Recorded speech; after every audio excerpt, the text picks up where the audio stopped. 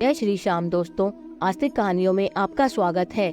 माघ मास महत्तम 10वां अध्याय। यमदूत कहने लगे कि हे वैश्य, एक बार भी गंगा जी में स्नान करने से मनुष्य सब पापों से छूटकर अत्यंत शुद्ध हो जाता है। जो मनुष्य गंगा जी को दूसरे तीर्थों के समान समझता है वह अवश्य नरक में जाता है।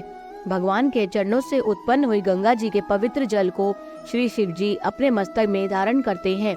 वह ब्रह्मा जो संदेह रहित प्रकृति से अलग और निर्गुण है, ब्रह्मांड में उसकी समानता किससे हो सकती है। गंगा जी का नाम हजारों योजन दूर से ही लेने वाला नरक में नहीं जाता, इसलिए मनुष्य को अवश्य में गंगा जी में स्नान करना चाहिए।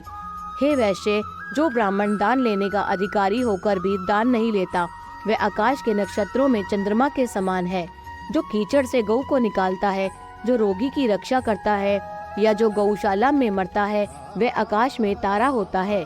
प्राणायाम करने वाले मनुष्य सदैव उत्तम गति को प्राप्त होते हैं। प्रातः समय स्नान के पश्चात जो 16 प्राणायाम करते हैं वह घोर पापों से बच जाते हैं। जो पराई स्त्री को माता समान मानते हैं वह यम की यातना को नहीं भोगते। जो मन से भी कभी पर स्त्री का चिंतन नहीं करता वह दोनों लोगों को अपने अधीन करता है।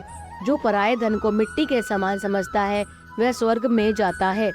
जिसने क्रोध को जीत लिया मानो उसने स्वर्ग को ही जीत लिया। जो माता पिता की सेवा देवता तुल्य करता है वह यम द्वार नहीं देखता, और जो गुरु की सेवा करते हैं वह ब्रह्मलोक को प्राप्त होते हैं। शील की रक्षा करने वाली स्त्री धन्य है। शील भंग करने वाली स्त्री यमलोक जाती है। जो वेदों और शास्त्रों को पढ़ते हैं या पुराण और संगीता पढ़ते हैं और सुनते हैं तथा जो स्मृति का व्याख्यान और धर्मशास्त्र समझते हैं या जो वेदांत में लीन रहते हैं वे पाप रहित होकर ब्रह्मलोक को प्राप्त होते हैं। जो अज्ञानियों को वेद शास्त्र का ज्ञान देते हैं वे देवताओं से भी पूजित होते हैं। यमदूत ने कहा कि वैश्य श्रेष्ठ यमराज ने हमको वही आज्ञा दे रखी है कि तुम किसी वैष्णव को मेरे पास मत लाओ। हे वैश्य, पापी लोगों को इस संसार रूपी नरक को पार करने के लिए भगवान की भक्ति के सिवाय दूसरा और कोई उपाय नहीं। भगवान की भक्ति न करने वाले मनुष्य को चांडाल के समान समझना चाहिए। भगवान के भक्त अपने माता पिता दोनों के कुलों को ताड़ देते हैं और उनको नरक में नहीं रहने देते।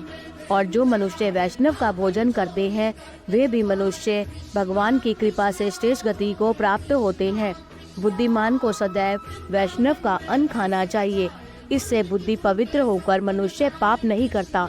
गोविंदाय नमः इस मंत्र का जाप करता हुआ जो मनुष्य मृत्यु को प्राप्त होता है वह परम धाम को प्राप्त होता है, इसमें कोई संदेह नहीं है। जो ओम नमः भगवते वासुदेवाय मनमो नारायण इस 12 मंत्र या ओम अष्टाक्षर मंत्र का जाप करता है उसके ब्रह्म इत्यादि बड़े पाप नष्ट हो जाते हैं। जय श्री श्याम।